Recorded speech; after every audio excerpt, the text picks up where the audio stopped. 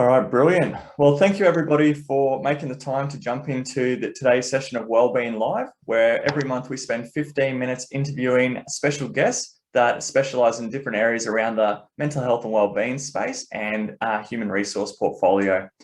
So it's my really great pleasure to introduce Dr. Sean Young today. Sean Young is the Executive Director of the University of California and the Institute for Prediction Technology, the Center for Digital Behavior, and a professor with the UCI Departments of Emergency Medicine. Very big mouthful of a description. And he's also the #1 bestseller for his book, Stick With It. Welcome, Sean. Thanks for having me. Good to be here. So the other thing to note is that Sean's also been advising the Active and Thriving program since about 2018, using his behavior change mechanisms to really get the best out of our digital platform. So we've only got a really short amount of time as always, so we're going to get stuck in and we're going to talk about the workplace, Sean. So the workplace can sometimes be a place where people could be labelled as a difficult or a bad employee. What does it mean if an employee does not adhere to workplace norms and might have one of those labels? Do you think they really are a bad employee? No, that's one of the things we talk about in Stick With It. There's been a stigma that's made people feel bad about themselves and create further problems when you label someone as a bad employee or someone who's just bad at behavior, bad at sticking with things. The reality, both the science and the psychology, is that it's not about what I say is it's not about changing the person, it's about changing the process. Every one of us are good at some behaviors, not as good as others, good at certain times, not as good at other times. It's context that makes a difference. And if we can be aware of the psychology behind how to change behaviors, we can tailor a process to help people be able to change their behavior. And this is whether it's employees in the workplace, whether it's health behaviors, any area of life or work. It's not about being a good or bad employee, a good or bad patient, a good or bad teacher. It's about understanding context and psychology and using the right tools in psychology to create a process to help people stick with things they want to do. And Sean, I guess when we think about the behaviours that we should be looking out for, what are these behaviours? Can they be classified? And what can we do if we're a team leader to, I guess, benefit the whole work team if somebody has behaviours that do fit outside the norm? In I'll refer back to the Stick With It model. The idea there is that we are often taught to think, one, like your last question, that if we or others aren't doing something right, that there's something wrong with us, that we're not able to follow through. As I said, that's not the right science. Another thing we might be taught is that people aren't educated enough. If we're not, if employees are not coming into work every day, if they're not completing their assignments, it's that they're not educated enough. Education's often, it can be a factor, but it's not always the only one, and it's often not the right answer. Another thing that we're taught is that if people build habits, if they build good habits, then those habits extend to all areas of life. If you get someone who can be good at showing up to work every day, then they're going to be good at completing their tasks. They're going to be good at getting their work done. They're going to be a good manager. That's also not correct, because there are different types of behaviors. Habits are one type of behavior, which are automatic. You do pretty much without thinking, it just automatically happens. And the reality is there are multiple types of behaviors. And Stick With It, I talk about 3 types. So the first is called automatic A behaviors. Automatic behaviors are your habits. They're things that happen automatically. B are burning behaviors. These are things where, unlike automatic behaviors, you're not you're aware with a burning behavior, but you feel like you can't stop. It's the way we think of we talk about addictions, just in lay general terms, like a digital addiction. I'm stuck to my device. That's a burning behavior. Third type of behavior is a C behavior. It stands for common behaviors. These are the most common of all behaviors. These are things like getting your work done and prioritizing getting your work done over going for a drink with coworkers, or playing video games, or looking at YouTube videos. These are common behaviors because they're the most common of all behaviors. Now, these B and C behaviors are not habits, and so if we use habit science, we're not going to be able to change B and C behaviors. There is a different science for changing A behaviors, B behaviors, and C behaviors, and we need to apply that science, that psychology, for how to do it. And there are 7 different tools from psychology from past approximately 100 years. We can apply some of those 7 tools are designed for A behaviors, others for B, and others for C behaviors. And that's a model to use and has been applied in the work setting. We've done that. Thanks, Sean. And just knowing that we don't have time to go through all of the 7 tools that you utilize, if somebody was wanting to pick up and take on some of those common behaviors that positively influence their well-being, which one of those tools, if you had to pick one out, would be a good place to start? Yeah, and this gets into what we've done, and I think a power behind Active and Thriving.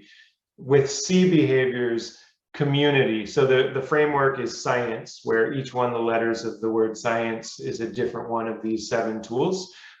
In the C, so SC, C stands for community. Community is so important for C behaviors. And what we mean by community is doing something with at least one other person. So it can be the sense of competition, it can be friendly support. There are lots of different ways to leverage community, but the idea is that if you are doing something with someone else, if you're doing it with other people, you're going to be more likely to stick with it than if you are just doing something yourself. And that's something that we try to build into peer role models, and having peer role models do this behavior first, and that encourages other people to do it as well. Absolutely, Sean, and you're right. The entire few years we've been working with you, it's all been really about building that community inside the Active and Thriving program, knowing that if we can get like-minded people working together towards a common goal, then we can create a ripple effect outside of the app and into the whole organization. So with that in mind, and thinking about, I guess, the evolution of networks and the work that you're doing, what sort of role can peer networks or champions have in the workplace, not just around well-being, but also around culture? It's so important. The role of peer leaders, peer role models, whether they are hired managers or they are organic, naturally occurring managers within a workplace, so important. If you, in places where people say this is a toxic environment, it's because people who are leaders have created an environment and who are influencing others in negative ways. The flip side of it, in a really positive, in a great workplace, you have people who have leadership qualities, who are promoting and endorsing and demonstrating positive qualities. So typically that's done at the managerial level, as just naturally within the hierarchy, you look up to your manager and your manager is hopefully inspiring, but it doesn't have to be. It can be also just other employees at your level. Some people naturally embody, they're social, they want to help other people. You see other people who are out there and you want to emulate them. Those are naturally occurring leaders. And if as a management, as HR departments, if we can find those individuals who are naturally occurring leaders and both teach them the psychology of how do you influence others and help them in different ways to promote them to engage themselves in the behaviors we want the other employees to have, whether it's showing up on time, whether it's completing certain work activities, whatever it is. If we put it in the hands of those peer leaders and have the leaders spend time with each other, work together, will create this ripple effect within the culture of the organization to influence change. Sounds really powerful, Sean. And I guess organizations, they've kind of picked up and tried to the peer groups, champions and so forth relatively frequently. From your experience, and also I guess the experience from the research, what's going to work better for peer role models? Is it a scenario where if a leadership group wants to set up a peer network, they can handpick people and it will work just as well or better than if it's more of a self-selection? Yeah, handpicking is what we typically do. And not only do we handpick, but we have a screening process. So we identify with the help of others who know who the peer leaders are. When we do our work within health, we reach out to health related organizations and ask them, who do you think are the role models who you encounter? Then we do a follow-up screening process. As applied in the workplace, the managers most likely know the employees the best. And if let's say again, an HR department would talk to the managers and say, which of your employees have the most leadership qualities, are the most likely to want to help others, are the most social. They're the ones who you see putting themselves out there to make sure the rest of the team does well. Those are people who are naturally occurring peer leaders, but we still have a further screening process with them to make sure that they have the potential and interest to do what's needed. Self-selection can work, but oftentimes, especially if there's an extra incentive, financial incentive, people may self-select and say, I want to do this for the additional incentive, but they don't have those qualities that are needed in the peer leader, and it can take time to train people. So finding those naturally occurring peer leaders is really helpful. Just touched on an interesting word there, Sean, incentives. With these sort of programs, champions, peer support groups and so forth, are incentives something that can help it fizzle out? And if so, what's the best way to incentivize people that are already, I guess, engaged in these initiatives? Yeah, incentives, it's important to incentivize, but incentive doesn't have to be, and sometimes it's better if it's not a financial incentive.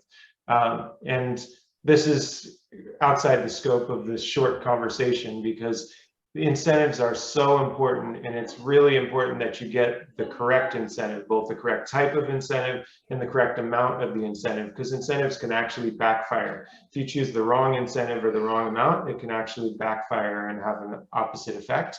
But in general, incentives, whether they're social incentive, health incentive, financial incentives, incentives are very important because you want to make the people feel appreciated for what they're doing. Thanks for that, Sean. And again, thank you so much for spending 15 minutes with us to talk about the work you're doing. Really encourage everybody that's listening today, either download or get the audiobook of Stick With It. From my own perspective, it's just a really simple way of outlining behavior change. Sean, for people to find out more information about you and the work that you're doing, what do you think is the best way? Email me, contact me. So website is seanyoungphd.com, as you said. Twitter, same thing, Sean Young PhD.